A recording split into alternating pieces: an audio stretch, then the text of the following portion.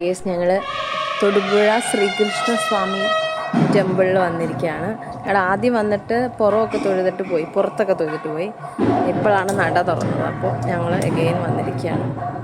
ഭയങ്കര ഒരു ശാന്തമായ വളരെ ബ്യൂട്ടിഫുൾ ആയിട്ടുള്ള ഒരു അമ്പലം.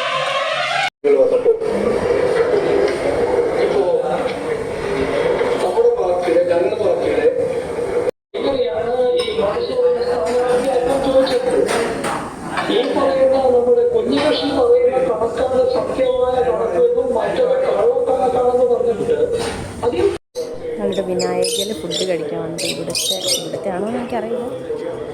നല്ല രസമാണ്. ശ്രീ വിനായക.